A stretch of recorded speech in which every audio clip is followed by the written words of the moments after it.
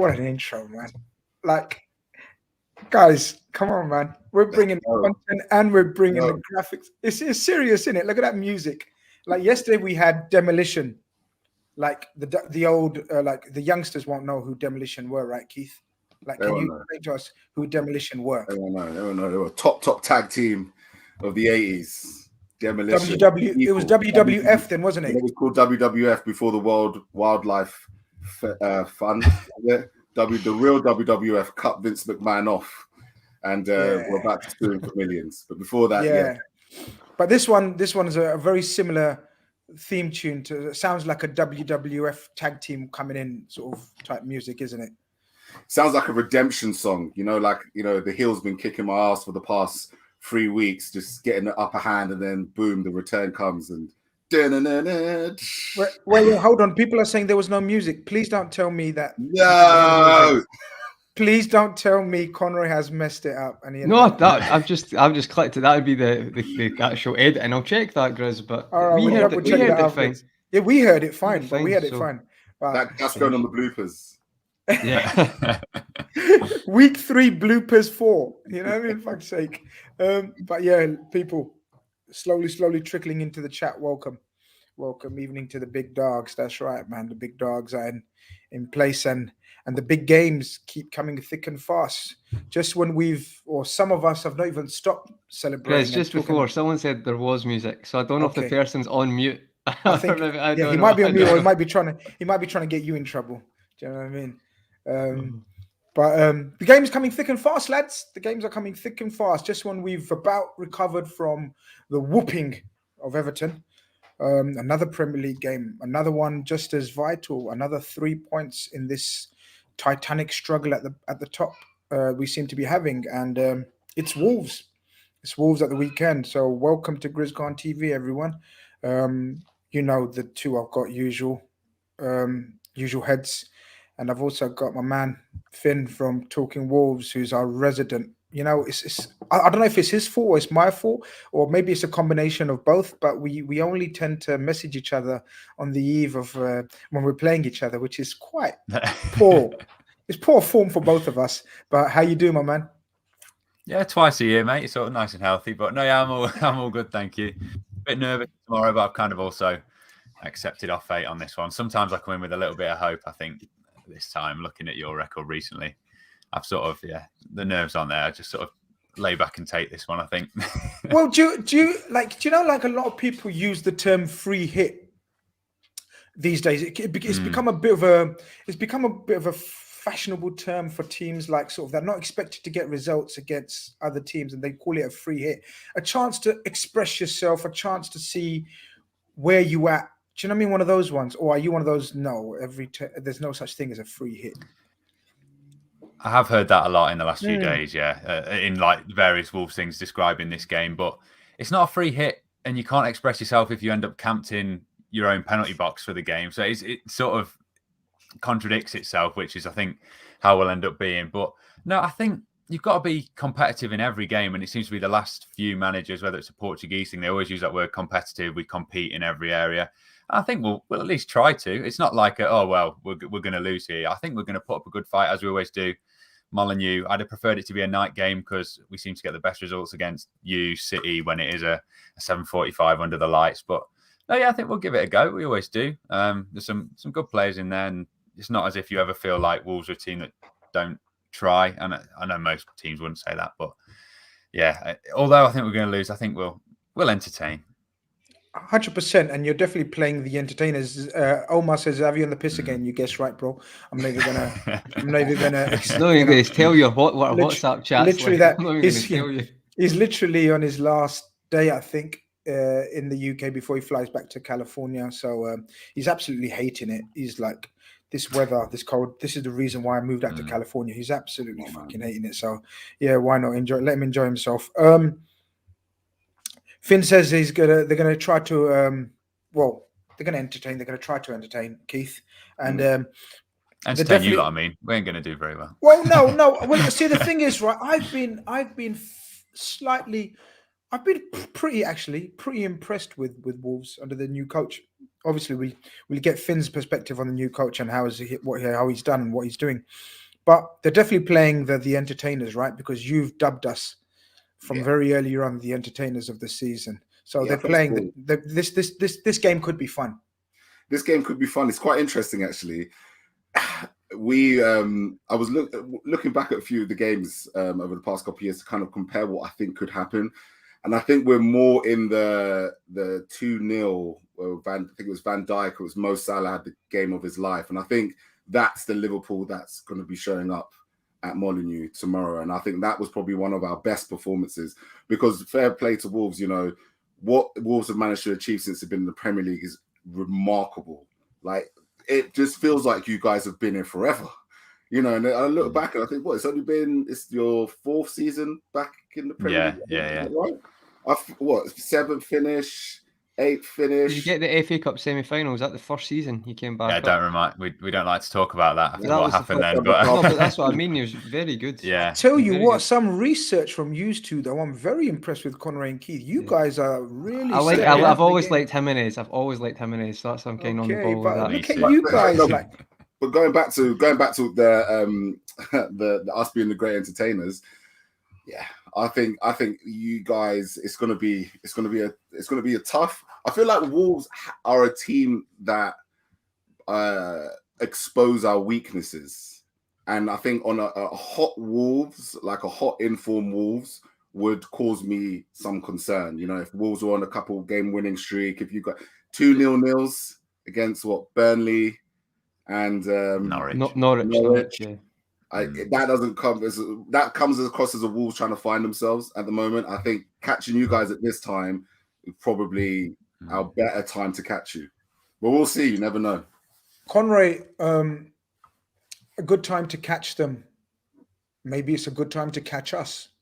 We've just come back off as we've just been describing it, on carnage, an absolute carnage at Goodison Park. Any chance of us taking our eye off the ball? Because this is again one of those games where, bloody hell, it's another Saturday 3 p.m. kickoff for Liverpool. Like, how rare is that these days? Do you know what I mean? So it's a Saturday 3 p.m. It's one of those that I don't doubt the players be mentally up for it, but can it happen sort of after the Lord Mayor's show? I think it's sometimes easy, because what happens if it's 20 minutes in and Wolves have maybe a formation against us that we're struggling to break down? I know we'll get into how they might play, but if that happens, and then you don't want fans to kind of be reactionary on that, because not every game is a 4-0 win. Some games you're going to have to be patient. Don't think we're going to take the foot off the ball, though, Grizz. I feel like the thing is now, because of who we're up against with Chelsea and City, we know we've got to be on every game. So I'm actually quite happy it's 2 3 p.m. kickoffs in a row, so we can just kind of go on, deal with it, just like a standard, what I mean is sometimes when you've got a 5:30 kickoff or a Sunday game, there's a lot of emphasis on that, but we're just a lot of teams playing at the same time, just go in and perform. What I would add, I'd add to Keith's point as well. I think with the new manager, it's like Wolves, I actually can see what he's trying to implement. But like anything, that takes time. Like, we were literally, we one of the best teams in the world, and that took a long time to implement that. So obviously it's going to take Bruno time to get that in the system. And I would actually agree with Keith. I think that's a great point. This is probably the best time for us to play them, because it might be a bit up and down. You're having some games where they're really getting what the manager wants them to do, and other games where they're maybe not quite at it.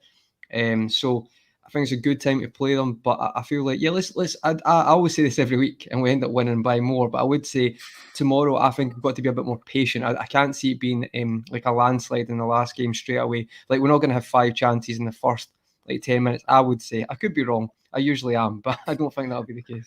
Pranav says Wolves should be been higher up the table. They've outplayed United and Spurs in their first 3 games, and I actually watched those games. Finn, we watched those games. I think they were on TV, weren't they? The Man United one was for sure on TV. I'm not sure about the Spurs one. Was it? I think it might have been. Oh, the United game. Saiss missed an absolute open goal. I was raging that day.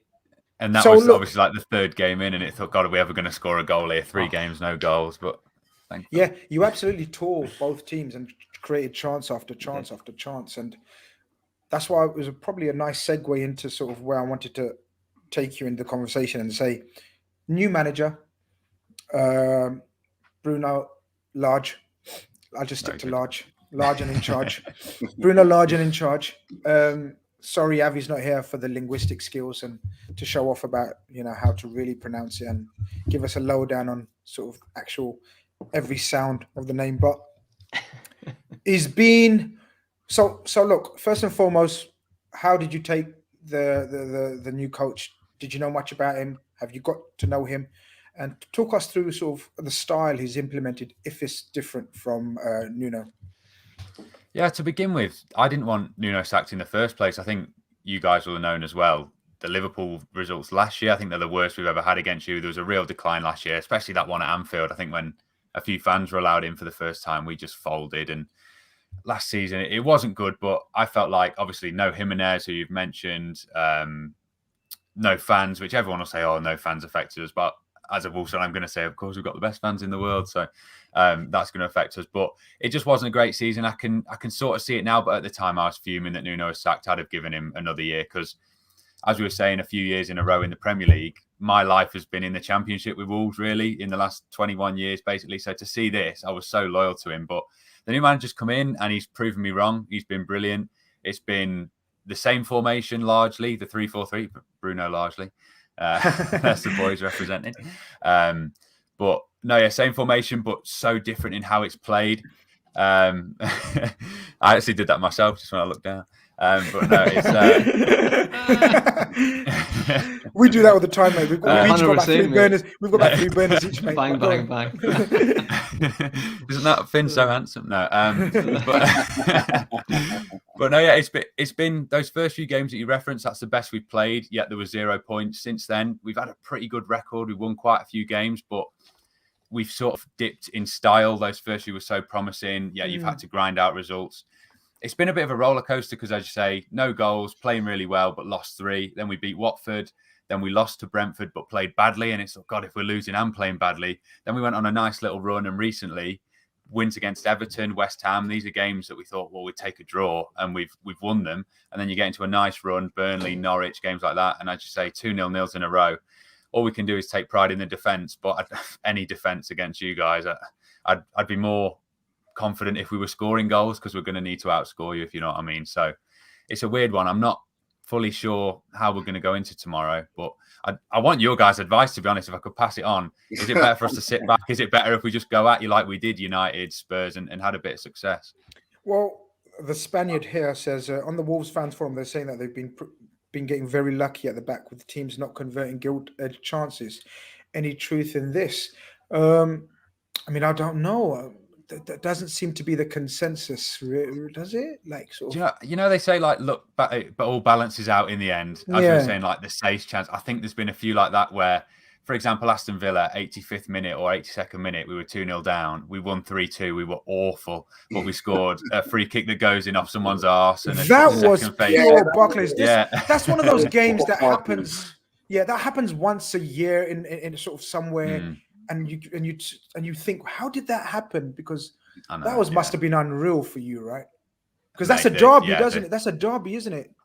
Yeah, it's not quite our big one. West Brom's our big one, but it's like our secondary, especially with like Villa being the ones in the Prem most of the time. It was honestly dreamland. So if you'd have said, right, Stacey's going to miss 2 yards out against Man United, but you're going to do that at Villa, it's sort of evened itself out. So the look, I'd say we're about even at the moment. Conroy, I know you're one of the most dedicated professionals I've ever worked in an amateur industry, and you like to do your research into sort of coaches that are sort of new into the Premier League, and we don't know much about them. What do we know about Bruno Lage, man? Well, I think it's interesting what Finner said there, because see the formation he's got. A bit of my research, and you can jump in here, Finn, if that's different, but he doesn't tend to necessarily have this one formation, because in the past he's played a 4-4-2, I think, 4-4-1-1. I think he's maybe doing that because that squad's used to that, and it's more about his style of play. So from what I looked into it seems to be, and he done an interview with Sky Sports recently as well, but I think the main thing is he wants Wolves to be better off the ball and press higher.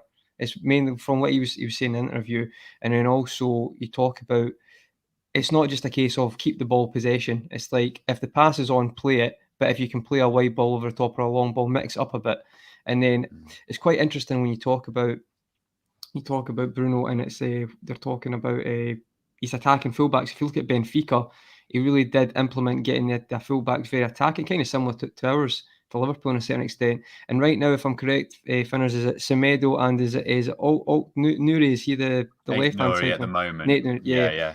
So, and it'd be interesting to see if they improve as the season goes on, especially because actually, ironically, Nuno was quite good at that, because I thought Matt Doherty was unbelievable at Wolves in that season. But on his career, it's quite an interesting one. I know I said this before we came on, but every show we seem to get a fascinating background story with the opposition now. So I think it's had about 6-7 assistants jobs. That included Swansea and Sheffield Wednesday. I think being assistant to Carlos Carvajal. Then he goes and takes the Benfica B, then gets the Benfica main job, wins the title there, I'm sure, quite successful. And then inevitable in those jobs, you get the sack eventually.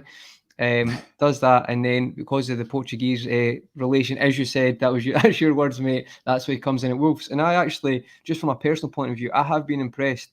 They have been a bit inconsistent, but I think that's expected. But see, against United, now United aren't great, especially this season. However, I thought in the first half, Wolves should have scored about 3 against them, absolutely tore them apart. Adama, listen, the biggest problem, if he had a final end product, honestly, because he was actually taking that, the midfield, even Pogba couldn't get near him in that game. So yeah, I've actually been very impressed with Wolves, and it's one I'm going to keep an eye on. So that's my best attempt as an Avi impression, Grizz, because I know he'd be right on it. You've done a decent job. You've done a decent job. Yeah, that's not far off. I won't bore you with it too much, but yeah, the 4-4-2 was what everyone thought was going to happen. I mean, you hear the stories like Benfica B. He brought through João Felix, Bernardo Silva, João Cancelo. So and all these people, like when we were sort of researching him, like you were the very first time, it was like, who are we getting in here? And you've got like Bernardo Cancelo saying, I owe the start of my career to him, and you go, oh hello, what have we got here? That is quite amazing. He's a very modest guy, because if I was in an interview, the first words I'm saying, João Felix, bang, straight away. Yeah. I know.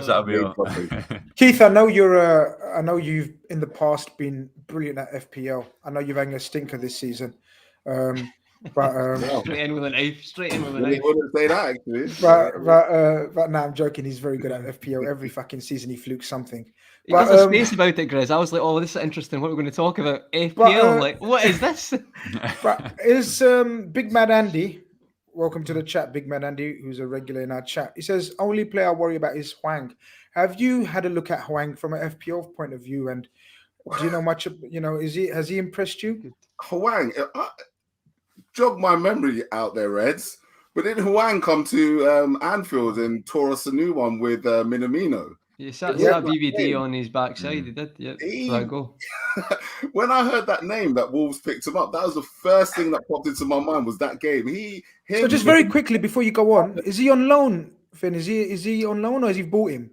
Yeah, he's on loan with an option of 14 million, so it's an absolute bargain if you've got a solid Prem player for that. So I'm sure you'll see him in a few years when you buy him for 50 or something. No but he was at Salzburg, then he went to Leipzig. It didn't work out with Leipzig, so it wasn't straight from Salzburg. And then because a few folk were saying they'd been impressed because he didn't score very much at Leipzig, but Keith, I thought he was very good against us. If any of the Reds want to go back and watch Hwang in that game, that when they came to Anfield, that was what very, very impressive performance. So Hwang, no, I didn't luck out on him. So I've got 2 actually. My first one, who's been quite a useful one over the years, has been Saiss. Now Wolves always generally tend to get clean sheets, right? It's something that you guys have been very good at over the years. So I used to have Raul Patricio in goal all the time. Raul Jimenez, he's like, I got so much love for him. And I actually wanted to ask you a question, Finn, about Raul Jimenez, because, on Carnage, we were talking about the Everton game, and I had some sympathy for Everton losing Dominic Calvert-Lewin, being such a talisman. How much of an impact, not just losing Raul Jimenez last season, but the way in which it happened, and what was the feeling like in the club media, how did that impact your season? Yeah, I don't know whether you've seen recently that we've actually brought out a documentary on it, the whole thing. It's on BBC iPlayer. It's gone. I don't know whether it was whole published. I think it was mentioned on Match of the Day, but I had a watch of that as well. It was until a few weeks ago, I think I'd have answered you differently. But watching the documentary, I mean, it had his wife, fiance, maybe, I'm not sure, girlfriend. I don't want to speak on it, but his family, his club doctors and everything, talking through it all, and you just think, for example, with Calvert-Lewin, or say someone does their ACL, it's all right, he's out for a year, and Raul was out for 9 months. You don't think about that type of injury. He nearly died. There's the level of that. I mean, you can lose a player, but then when you're listening to I think he had a 4-month-old daughter at the time, and to just think what people would have been going through and that panic, and then COVID, so no one's allowed in the hospital and no one's in the stadium, and just watching it sat there on Sky Sports, and you're helpless, and there's this game going on, we're beating Arsenal, but all anyone cares about is Raul okay? Is Raul okay? And I think by half-time, we knew he was going to survive, and I think it messed up the squad a lot last year, not only because you lose our best player in the squad, but as you say, you don't know if he's going to be the same player. The documentary was brilliant because they show he was in training in a big motorcycle helmet. No one was allowed to touch him. So he said he felt like Messi. It was literally just I could score every time and no one's allowed to tackle me. So it was a massive loss. As you see, Fabio Silva, what was he, 18 at the time, had to lead the line for us for a whole season in the Premier League. It just wasn't working. And to see him back to his best, there was a bit of a doubt at the start of the season. Those first 3 games, no one scored, but especially there was a spotlight on him not scoring. Because it's is he going to be the same player? But that goal at Southampton, the first one this season, it was more than scoring a goal. Everyone was crying. It was that sort of back. And it's just because I think the game before that, he still hadn't scored, and he missed a sitter of a header against Brentford. Because you'll see tomorrow his headband is bigger on one side to cover the area that was hit by David Luiz, and it came off that and rebounded out, and he threw the headband into the South Bank and played on. And technically, I mean, he really shouldn't have done that, but he played for about 10 minutes without it, and there was a real psychological thing. Is he going to ever score a header? I know you guys will know he scored a great header against you guys. Is he going to have lost that part of his game? But touch wood, he's back to his best at the moment, and hoping he still hasn't scored a header, so there's still that sort of thing around him. But the player that we've missed, you've just seen in the last few games, I say that it's been 0-0, but his link up, I think he's a bit like a Firmino figure in the stuff that he does before. He's not just sitting on the last man. The stuff he does, linking everything together. He's honestly, I haven't seen a better player in my lifetime at Wolves. I think he's the camera up a little bit. That's him right there, right on the wall. But you're right, Keith. He is one of the danger men, absolutely, and he does. And I think he's one of those players that's a footballer first. If you know what I mean by that, he's what you call a footballer, and then you think of him as a striker or put him in a position, because I generally think he could play anywhere. He's got that awareness about him. He's got that strength, that touch, and everything. Keith, who was your other guy? You said that you said you've got 2 players. One you mentioned. FPL, and I don't know about. Saï, sorry, yeah. I wouldn't know about having him tomorrow, but he fascinates me a little bit because he seems to pop up with goals. I would be surprised. Isn't he a midfielder? Was he a midfielder when he first joined, or has he always been a centre back? He was a midfielder in the Championship, but still played centre back for Morocco all the way through. Okay. And then when we moved to in the Premier League, he never really played there. It's been ever since we brought Martinho in.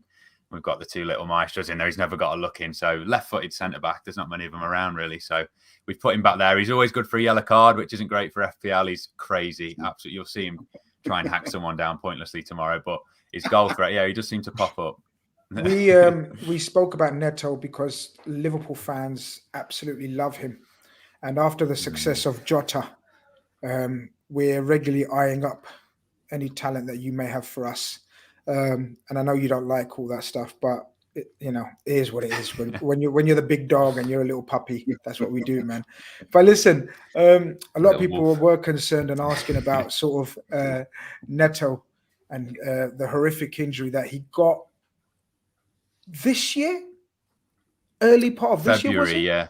February, wasn't it? Yeah. I think, as far as you know, how far is he down that recovery? What's the situation with him? So many people genuinely concerned, joking aside about the transfer business, but genuinely concerned because he's one of those players that lit up the Premier League, right, guys?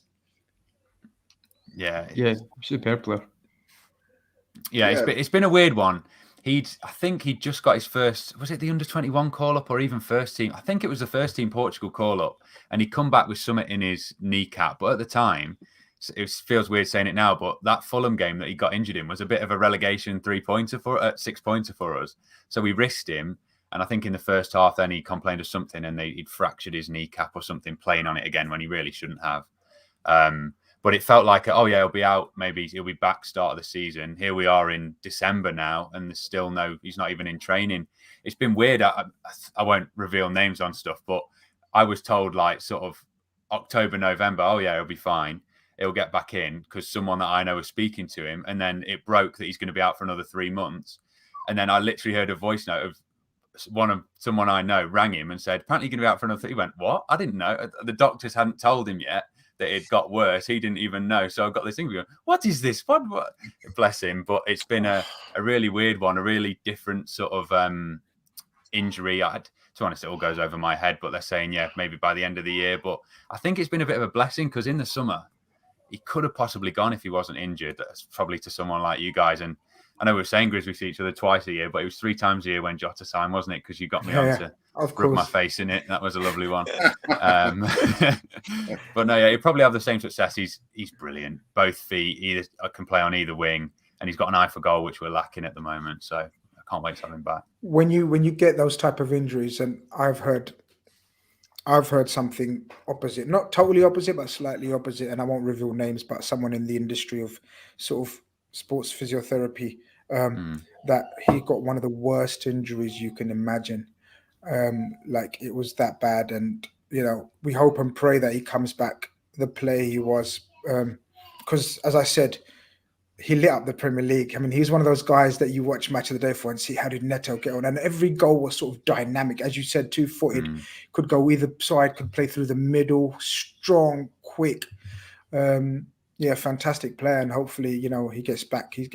Conroy, we go into this game obviously absolutely brimful of confidence, and the only issue in a lot of Liverpool fans' heads, or mine for certain anyway, is what kind of lineup do we go with? Because we've had this intense period where we played a lot of games, but now it makes sense that we won the Champions League with a game to spare. So therefore, in the back of our head, it could possibly mean Klopp goes as minimal changes as possible for this one, and then rest everyone at AC Milan. Or do you try to freshen it up?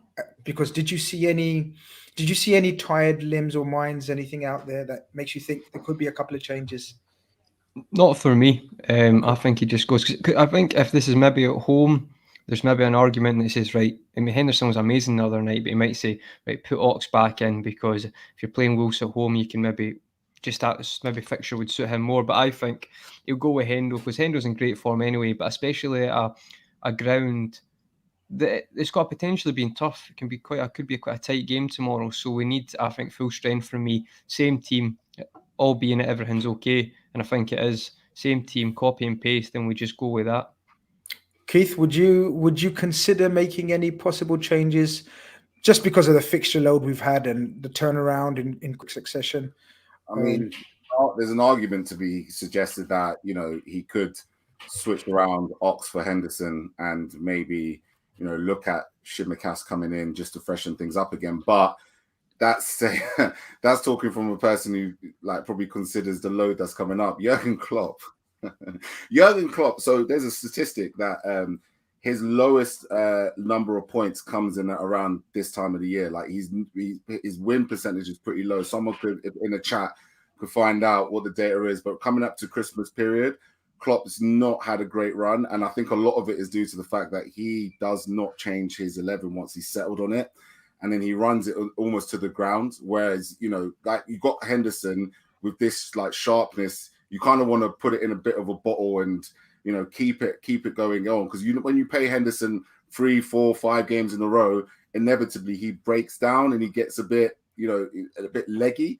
Whereas you've got players like Oxlade-Chamberlain that can fit into there. Other than that, the likes of Thiago, Fabinho, and the rest, they're fresh. I mean, Joel Matip, you can argue, should you manage his minutes Konate. well for Konate? But at the same time, Klopp has, Klopp's not always had the nicest memories of Wolves. In fact, another little thing I learned going down the YouTube rabbit hole of Liverpool versus Wolves today was that Wolves have knocked Jurgen Klopp out of the FA Cup twice, once at Anfield and once at Molineux. Really? I forgot about that. Yeah. As you do about FA Cups. FA Cup, they came down. That was early on in Klopp's tenure. I believe it was the former Leicester manager before Claudio Ranieri was your manager.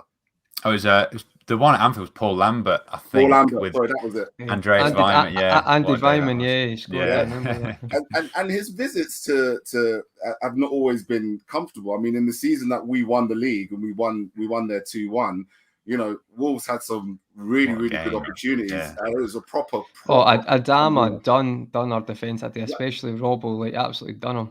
I think Doherty had a header like no one around him, basically. And it's funny because I watched that chance and I thought to myself, wow, those chances these days, we've been letting them in a lot more. That Premier League winning season was the season when stuff like that just went our way. And then obviously Firmino scores the goal that kind of wins it. So Klopp, I think, knows going to Molineux. He knows that Wolves play, even still with this current system, play a system that is quite, like, as you were saying, like what would be the blueprint to beating Liverpool? Simple at the end of the day. You get Ruben Neves to be, take that ball and go long as quickly as possible. So, you break those lines as quickly as possible using the pace of Jimenez, Traore, Semedo on the wings, but you have to play it quick and you have to, as we're trying to get back into position. And if Wolves get their first pass from their box to our box right and on point, and Ruben Neves brings his pingers boots on, it can be for an interesting game because Wolves have the attackers, the pace, prowess, and also the experience playing against Liverpool centre backs. If the touch is right and the ball bounces in the right areas, it can be a completely different game. Have to be brave, Keith. You just have to be brave. See, like Brighton, when they done it, Brentford, they were brave. They were putting bodies forward. That's the thing. You can't kind of half-hearted. It's not gun ho, because I think, like as Keith said, when you get the opportunities, you have to be brave. Have to push men forward. I was going to say, Keith, you mentioned experience, and it's true. Your central midfield pairing, Finn, is quite experienced now. Moutinho and Neves, I think probably your first choice. Maybe Dendoncker, is it? Dendoncker? Dendoncker, yeah. Dendoncker. It's been a weird way. It was when Moutinho first came in, obviously, I think he's like 35 now. It was in that first season 4 years ago. It was almost seen as like, right, the master and the apprentice. Moutinho is going to bring Neves through to be this player that he is now. And it has kind of worked like that. But in that first season, and we still haven't addressed it 4 years later, there was games I remember Watford and they had Capoue and Decore in midfield. And it was hard to watch. Like, they just bullied them. Like, what they've got technically, if you put people in there that are just going to batter them, hence why we might have struggled against Burnley the other night. And they do struggle like that. So that's when we put Dendoncker in sometimes, right? Our two little Portuguese guys are getting beat up. Chuck him in to go and whack someone around. That's normally how it goes. But we've got three midfielders for two spots, and we've been crying out. I know we were close to Renato Sanchez, which is killer, that I think a bigger club's going to come in and take him now. But that's the sort of player we need. We've got two, as you say, people that can ping it, but you haven't got anyone. I don't know who you'd compare in your sort of squad, but that can move with it. They call it press resistant now, don't they? We haven't really got anyone like that. Well, you say that in terms of someone who's press resistant and obviously not from a central midfield area, but sort of anywhere on this pitch.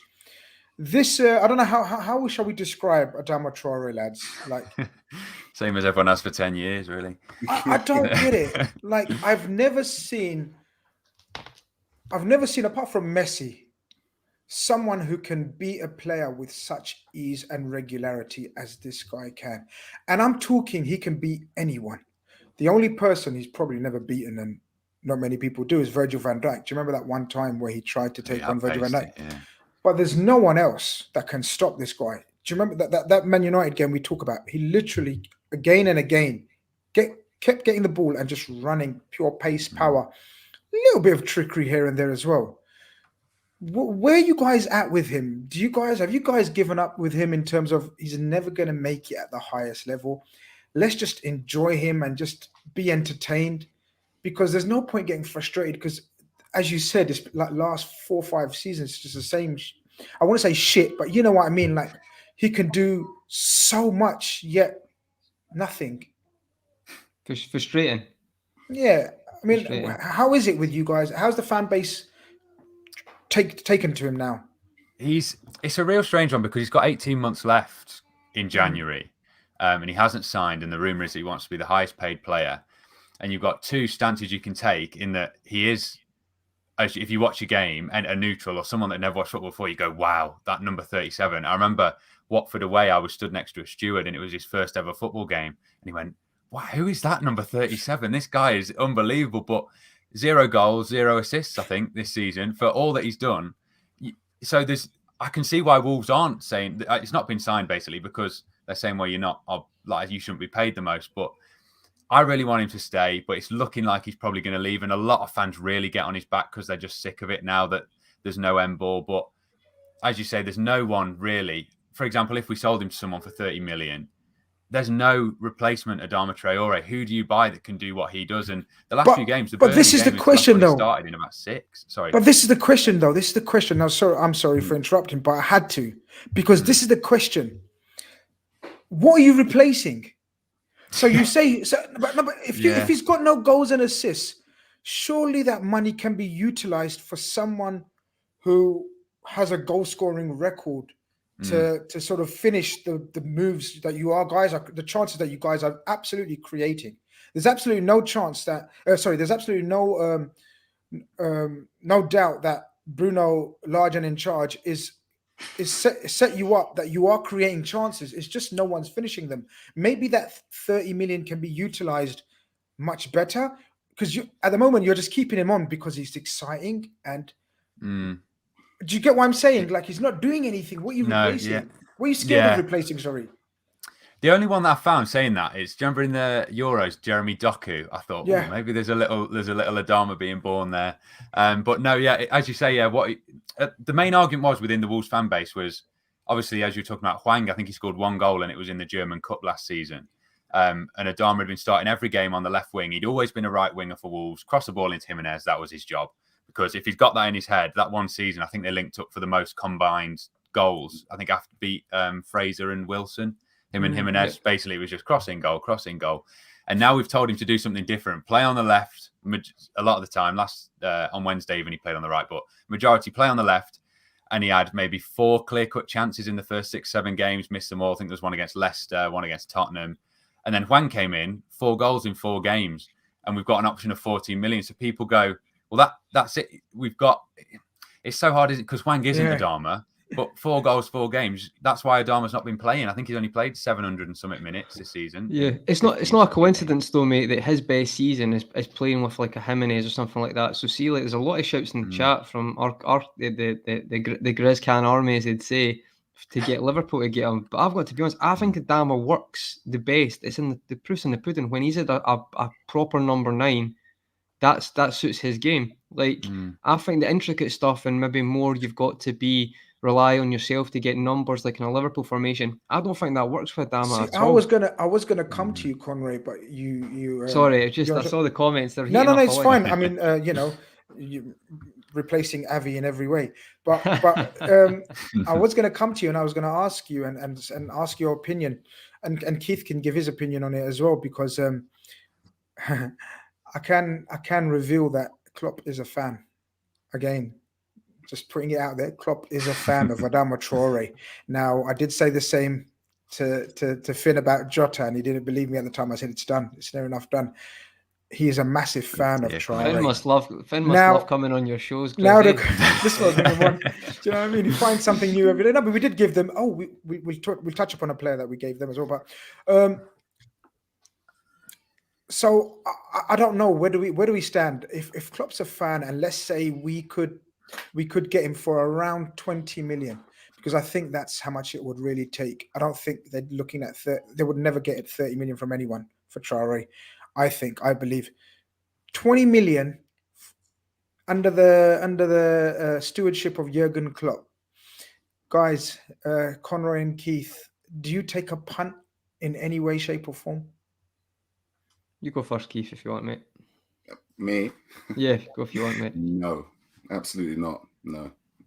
Like, as far as I'm aware, if the only thing I can see Adama Traore playing for Liverpool is if Klopp is going to start messing around with his position and either try and play him as a right wing back or potentially try and fit him in as one of the eights to link up with Salah. I just don't.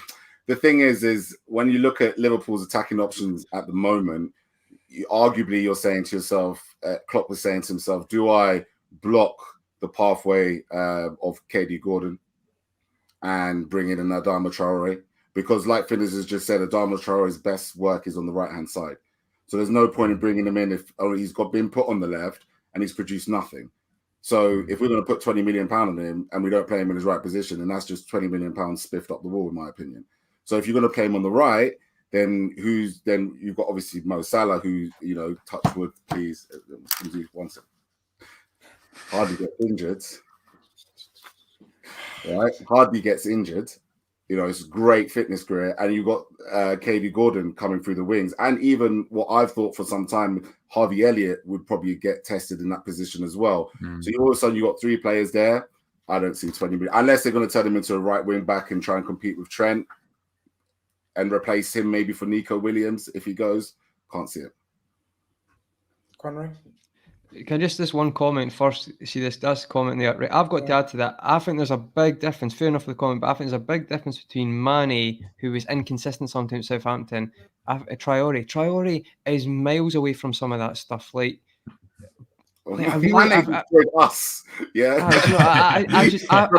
Like it's so funny because the comments have got points like he's from Barca Academy. When I look at Traore, I think that's the furthest where he's from his academy, because I think he's all about being explosive. And like people are saying Wolves doesn't suit him, but his best spell for me is with a target man. Like I might be wrong there, but when I've watched him at other clubs, different styles, and you see when he's tried to play him on the left for yourselves, Finn, you could tell that there's maybe areas game that he's not got the ability to play that well there. What I would say though, Grizz, I'm not just going to agree exactly with Keith. The way we run 20 million with someone like Adama, right? It's a hard one because it's still a probably snip in today's football for getting someone who's potentially. I think about us on a break with Adama. That's where I think about success. Like if we're on a break with someone like that, that really could add something to us. And I think we are looking for another forward. I think we all know that. We all need another forward in that team. It's a hard one. I think he's just too frustrating. Like he's so frustrating. He's so far away. Like I was the one who thought Mane was too inconsistent for Liverpool. So, and I was proven wrong in that, absolutely. But I think Traore is like a different world, how far away he is. But it's a tempting one, Grizz. So I can understand. In my head right now, I'm thinking, no. But then I'm like, imagine having a fast break with Adama Traore in Liverpool. So then basically you've got Adama, say Mane or Jota, what you want, and Salah in a fast break. I mean, that's scary for any team. But I just think it's too much work. Like, you can't give this guy 2 years of your time to get him. We're competing in every level every season. But people are making up scenarios in their head as we speak. Imagine breaking down the window. I do it every week, mate. It never happens. You see, no, I know, but I think for Liverpool to get the best, and they would probably need a proper 9 as well. And don't get me wrong, we do score some headers. I'm not disputing that, but I still think it could work. Like I'm going to say no, but I could understand if it happens because you don't usually get. It's 20 million, but he could turn out to be like a 45 million, 50 million pound signing like Jota was, Grizz. So it might be worth the gamble. The only reason I think it probably won't happen is because even though Jurgen Klopp's a fan, the analytical team aren't, and evidently we know why. There isn't much stats to sort of impress you. He just doesn't stand out. Whereas Jota was absolutely one of the guys that stood out from an analytical point of view. And so it's been proved. We'll come on to Jota. And I know you probably don't really want to speak about him anymore, but, you know, it is what it is. The game's the game. You have to speak about Diego Jota, Finn. He's not going to talk to you again, Grizz. This is the end of this. I have to risk it. I have to risk it for content. he's turned out to be fantastic. And as I said, Klopp said today, he said the first time I saw Diego Jota play, I thought, imagine him in my team. And, he ends up joining us. I know you've given your opinion before. Just to remind us of your opinion, like you didn't really think that he'd reach the heights he has. And now where do you see him now as a footballer, as a player? Do you see him as a striker now? Because I know he predominantly played from the left for you guys. And it's been interesting to see him evolve into this ruthless number 9 almost, right? I remember on the live stream we did when he first signed, and I said it ever since we signed him in the Championship, without the Liverpool links, he really reminded me of Suarez. Yeah. Just in the sort of dribbling, he's dribbling so unconventional in how it's like he'll bash it against your ankle and all of a sudden he's through. And it reminded me of goal Suarez scored. And obviously, yeah, he's gone on to maybe not be your Suarez yet, but he might get there. But I always thought, and I was absolutely heartbroken on that stream because I always thought Jota would be the one. I thought players like Neves would come and go. I'm trying to think who else has left. We had like Cavaleiros, Costas, a lot of the Portuguese, but Jota really touched me in that really weird things. Like he played Football Manager a lot. I know he plays FIFA a lot. You'll know that he's big into his FIFA, but he did this big thing about how he took Telford, which is a local team to us in the Vanarama National something. He said, I like taking teams from the bottom to the top. I love being the underdog. I love being at Wolves. And I quite like that as well. And I thought, God, I love you. I love doing this. And maybe it's quite nice just being the top dog. I don't know. I think he's found that out as well. Maybe we were both wrong. But I always thought he'd stick with Wolves. And to be fair, the whole situation, if you're saying there's winners in transfer situations, I compare it in that same window. We lost Matt Doherty, which was a bit of a shock. And Liverpool have won, Jota's won, and Wolves got 45 million for a player that wasn't starting. But it's arguable to say we won. But with Matt Doherty, we've lost 10 goals a season there that Semedo doesn't score. Spurs have not done anything with him. And he's lost as well. So I think that was a lose-lose with Doherty because I know there's a money thing, but like he was so good in that Wolves team. It was brilliant. And that's why it's almost nice to see that Jota's done well. And it's like players get, obviously part of me wanted him to do badly, but I love him and it's great to see him doing well. And with Doherty, I mean, Mourinho signed him. We saw he was a bang average Championship fullback in a 4. And then we turned him into this mad, like goal scoring wing back. And then Mourinho played him in a back 4 and expected him to be Spurs standard. It just exposed him really badly. He can't really defend, but he had that instinct of getting in at the back post. And for Wolves, as I say, he was a good FPL player, wasn't he? Got like 10 goals. Would you take him back? Would you take him back, Finn? Would you take him back? Because I still think he could do well in this team. I think in Wolves he suits it. And I think Semedo, don't get me started on Semedo, most overrated fullback ever. I'm not saying he's decent, but I think 40 million for him was ridiculous at the time. But do you think Doherty, I know that's not the exact way to pronounce it, do you think he'd ever come back to Wolves? I think if you asked him now, he probably would. And then again, he's been coached by Antonio Conte. I think he's probably loving life at the moment, getting paid and playing golf. But I don't know. I think we've signed the reason we sold him on and bought Semedo is that we wanted to change that. Doherty wasn't really offering much possession-wise. It was literally, let's hope he's at the back post when we cross this in. He didn't really offer much else. Semedo on the ball is very good. I always say, basically, middle third of the pitch, he's fantastic. He can't shoot and he can't really defend. So in the middle, he's okay, but we've 40 million for a fullback who can't do any of the necessities you need to be a fullback. A third of the pitch is all right, but luckily, to be fair, it's all based on performance add-ons, that thing. So I think we've only paid about 25 million, and I don't see us paying much more. I think one of the clauses was if we get Champions League, so I don't think we'll be paying that for a while. So it's like Martial's Ballon d'Or clause. Martial. No, like that. You can come back, Finn. That's a good one. We enjoy that. That's a good shout. So yeah, look. A couple of people have been asking about young Hoever. How's he been getting on? I think he's been a bit underwhelming, would you say, right? He hasn't really had the opportunity to be underwhelming, to be honest. He got a lot of a look in pre-season. I think Semedo was out for a few weeks. When he came on, as we were talking about the FA Cup, he was 16 and he came on against Wolves for you guys. Was he 16, 17? 17, and he came on as a centre-half. And I don't know where his future is as a wing back or as like a right-sided centre-half. I don't think he's ever played in the back 3 yet, but part of me sees him as that his crossing really isn't great. But in every other aspect, I've been impressed whenever we've seen him. We just haven't seen him much. There was a game, I can't remember what game it was. We had a really good game, and I don't think we've seen him since. So it's a tough one. He's still only young, and I think we could do with a pacey centre back. It's just whether he fills out. He still looks that sort of same frame as he was as a 16-year-old. Maybe Wolves hoped that had carried on, but we seem to get Neto on some mad bulking plan. Hopefully, we can get him in the gym with Mr. Oily Arms himself. Yeah. Well, it doesn't work out apparently. It doesn't work out apparently. Oh, okay. Apparently, call the other one Adamo.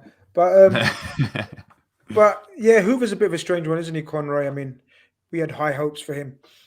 Again, some of the stories sort of behind Klopp letting him go was in terms of him not being the best trainer.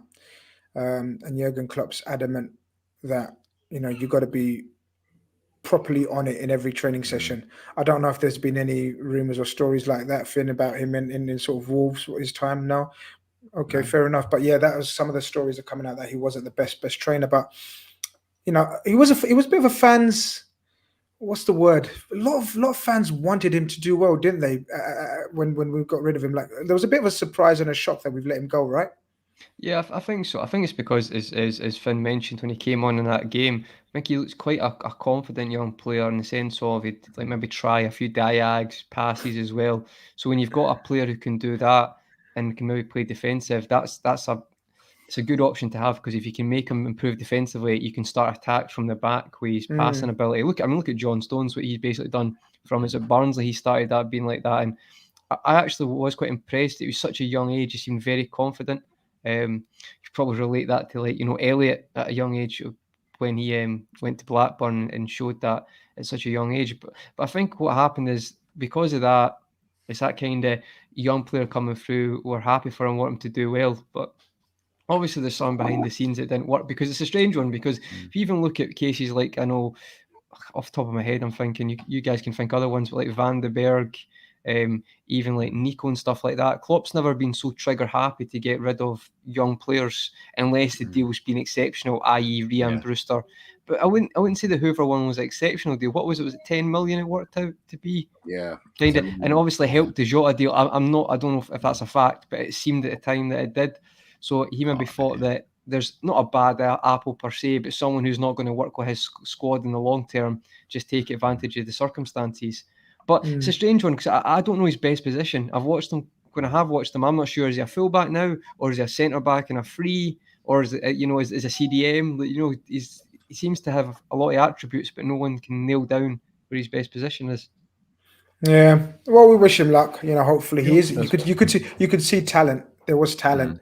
Just sort of hopefully he can sort of add to the talent in terms of professionalism and training and hard work and endeavor, and then hopefully we see him shine. Keith, tomorrow 3 p.m. kickoff, then we go again. Who you selecting? And give us some pearls of wisdom how the game's going to go. So yeah, as I said, pretty much the same team that played. Well, when you say pretty much, like, can you nail it, please, before you say, I told you it's going to be the same team. You said pretty much the same team. I'll pull you up on Alisson, Robertson, Matip, Van Dijk, Trent, Thiago, Fabinho, Henderson, Mane, Jota, and Salah. No changes whatsoever. And as I said, tomorrow, I think Mohamed Salah has had a lot of fun at Molineux. Hasn't he? Fenners, he's had a lot of fun with Wolves. Well, he's had a lot. He's been dances with Wolves. He's been dancing with everyone. Dave's LFC said that earlier. Says Salah's going to be dancing with Wolves tomorrow. Oh, is he? Sorry, said that. Shout out to Dave. Dave always comes out with brilliant ones. You know what it is, right? Salah. It's so funny. We were talking about it on Carnage, and we were saying like Salah's not a flat track bully. He scores goals against big teams, but he is a flat track bully. He has certain teams. Oh, you mean as well? As well. So he's, over the years, you've got like your Bournemouths, where he used to just go there and just dance for fun. He's danced at Molineux, that performance they had when we won 2-0. And they were harder games, to be fair, Keith. I would say that's not at Molineux. Often it's been difficult. So I'd say that is a big game on. Or you look at the season in the past, I'd say that's always a difficult one. So he's turned up in difficult games there. And Fabinho has had some really good games there as well. I think, Fabinho's almost kind of, I don't know, he's almost thrived at playing there, and he is fully fit tomorrow. And that is a scary proposition, I think, for any midfield. You spoke about Neves and Moutinho, dealing with like bullies. I think when you have Fabinho in this type of form, he is, without shadow of a doubt, him and Kante, it's like that. It's like, it really is like that. We don't speak about him enough. I don't think as fans, pundits don't really speak about his impact on Liverpool. But the fact that when he doesn't play, games turn into basketball, or if he's unfit, so he's just come back from an injury, it becomes like boom, boom, boom, boom. Midfield feels so open. Counter-attacks going. When he's fit and when he's firing, that is when, that is a scary proposition for the midfield to play. And those two players, my prediction for tomorrow is that those two players are going to have stormers tomorrow. I think Fabinho is really going to impose himself in this game. I think it's going to be, he'll have flashbacks to that performance he had when we won 2-1. I thought he was the one that cut it back to he was the one that cut it back to Salah, I think it was, for one of the goals. He'll have memories of that performance. So yeah, that's my prediction. I think them two are going to have big games. 2-0 tomorrow. Oh, 2-0. Is it worth turning up then, Finn, according to Keith, the way he's described Liverpool and what we're going to do? But I don't. Surely there's a game plan. I'd say a tactically astute coach. From what I've seen of him so far, he does come across as a guy who relies on tactics a lot. How do you see you guys setting up, sort of personnel wise, lineup wise, any changes? Because this is a pretty of a tricky one for you guys, because you're not used to 2 games every day, sort of games in every 2-3 days kind of thing. So yeah. From your lineup from the weekend, was there many changes for the Wednesday? And then do you envisage any more changes from Wednesday to now? No, this is something I hadn't really touched on, actually. We've got 14 players at the moment. I probably should have mentioned that. It's honestly, John Ruddy was running a nursery on the bench at the weekend. It was on Wednesday, sorry. It was. What, injury-wise? Because of injuries? Well, obviously Neto's long-term. You had Podence has got COVID, a lovely, tricky little player he's got to get a negative test in the morning, and if he can, then he'll be on the bench. Yeah, he is very good. We've never spoken about him. Podence is a very good player, like him. It's so small, it's so funny. But yeah, there's who else is out? Neves was suspended against Burnley, but he's back now. Marcel caught COVID off Podence. Bolly's out still. Willy Bolly, who was like our mainstay, still hasn't kicked a ball this season. He's still out. Yeah, he was back and was on the bench, and now he's out again. There was a few more. I think there was 7 out basically, but yeah, 14 players. Hoever was the oldest player on the bench apart from Ruddy. We named 8 of the 9 subs, and 2 were keepers. So there's not many changes we can make. The big games, or the games against the big 6, he had been putting Marcel in, who's basically a centre back playing at left wing back. And it's been Aït-Nouri, as you were saying. He's sort of like he's more of a left winger that plays left wing back. So it's sort of horses for courses with there. But I think we're going to have to play Aït-Nouri regardless. Just he's going to be up against Salah, so that could be interesting. Very tricky, but not great defensively. But yeah, to quickly go over it, it'll be 4-3-3. 3-4-3, sorry. We've got 3 centre backs and we've got 3 places, so there's no choice. It'll be Sace, Cody, and Kilman. Max Kilman has been probably our player of the season so far. Signing from Maidenhead. Was played for England futsal team. I don't know if you've done a deep dive. Yeah, I saw that. Player. That's amazing. Yeah, he became a footballer a few years ago, and now he's playing in the Premier League. But honestly, nothing phases him. You wouldn't think he just looks like he's just honestly so calm. But the wing backs, it'll be Aït-Nouri, Semedo. Midfield, it'll probably be Moutinho, Neves. Dendoncker did okay in the week, but he normally drops back when one of them 2 comes back. And then it'll be Hwang, Jimenez. I'd play Adama, but it could be Trincao. Bruno does like Trincao.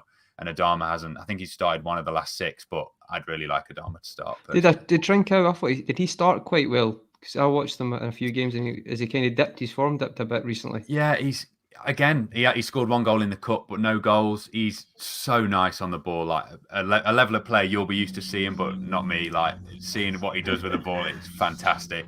But you can tell he's a La Liga winger, if you know what I mean.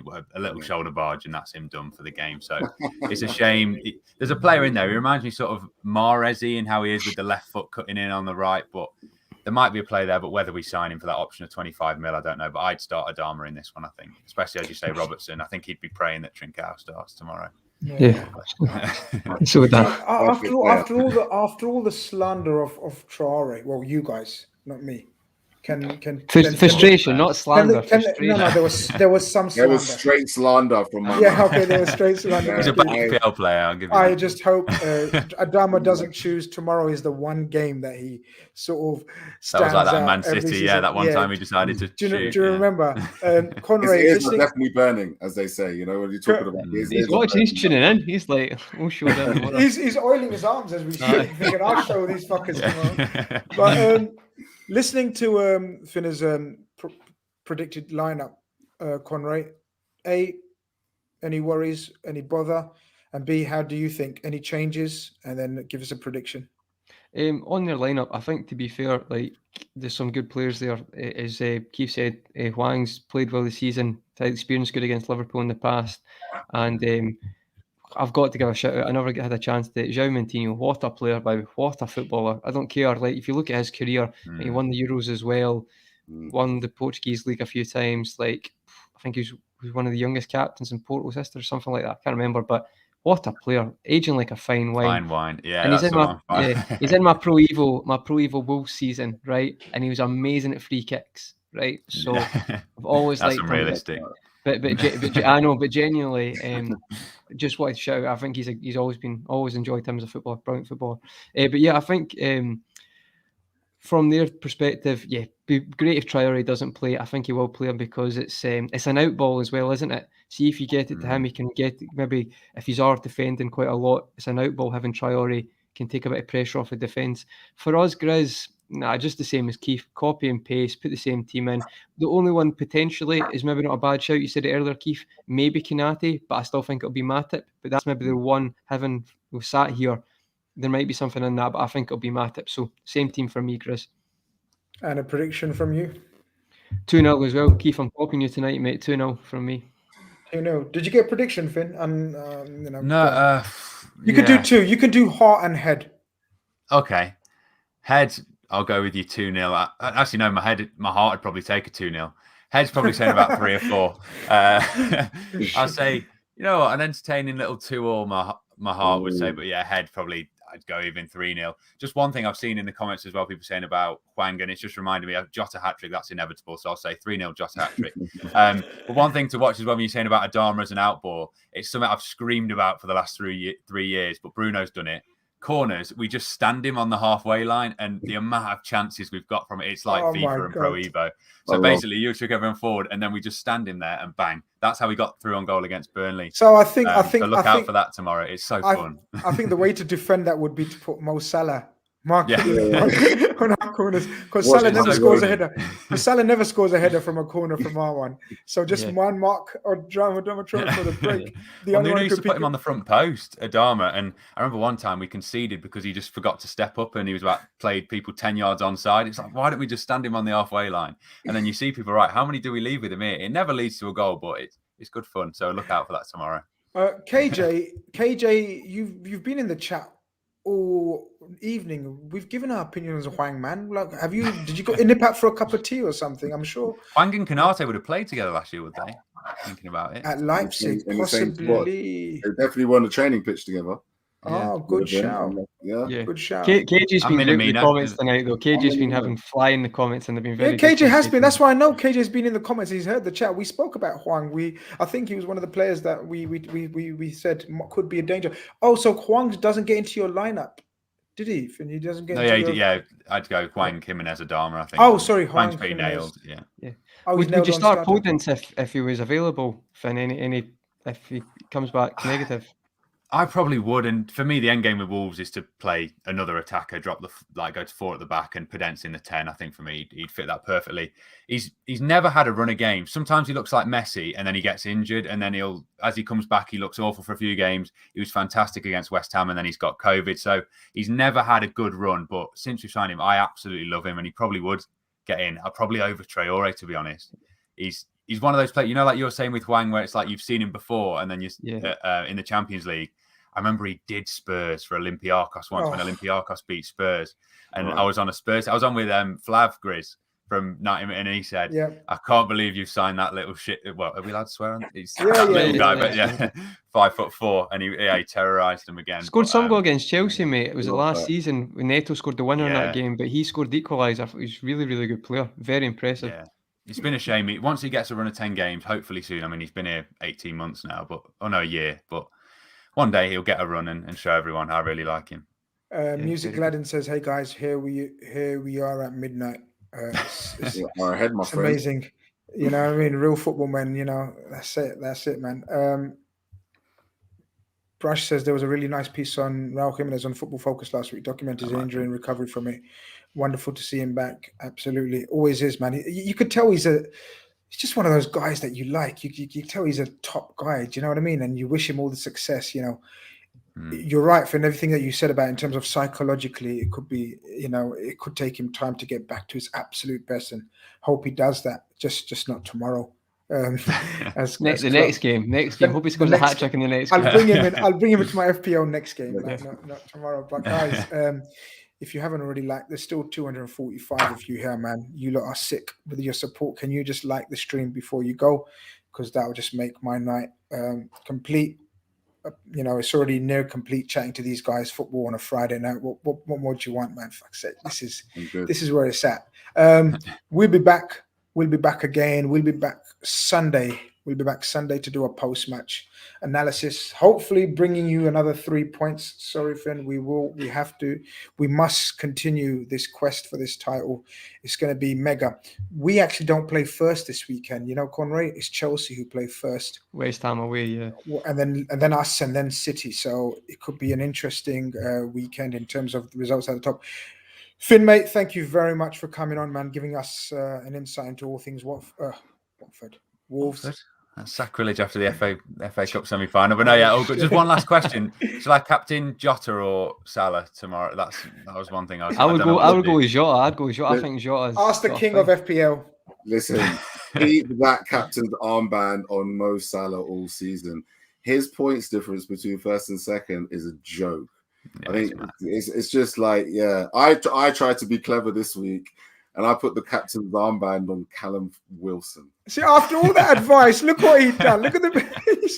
He did score, didn't he? He did. Listen, I'm blaming Kieran Clark here. Yeah, because Callum Wilson was decent in that game. It's not his fault. Clark gets sent off. And then Mo Salah said, he said, Habibi, let me show you levels.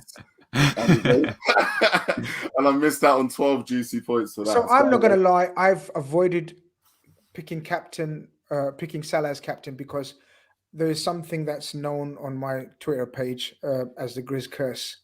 So I tend to pick a lot of Man United players, and they've done fuck all, right? I stick with it. Just recently, all season. No word of a lie. I do it. Recently, I've started doing Chelsea. I brought in Mason Mount and Havertz. Done fuck all. You just like jinxing it. Nice. Yeah, yeah. I brought in Rudiger. They've not kept clean sheets in their last two, whereas before they were keeping clean sheets for fun.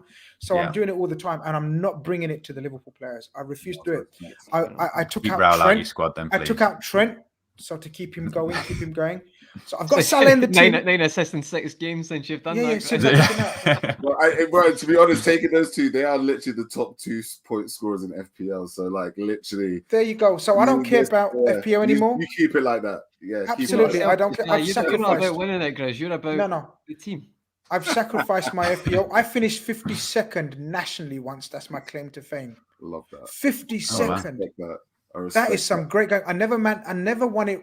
I never won manager of the month once though, which is so heartbreaking. But I finished 52nd overall. So I've reached the top as far as I'm concerned. I don't give a shit about my FPL. I retired. But listen, you know what? I had CR7 when he went through the drought.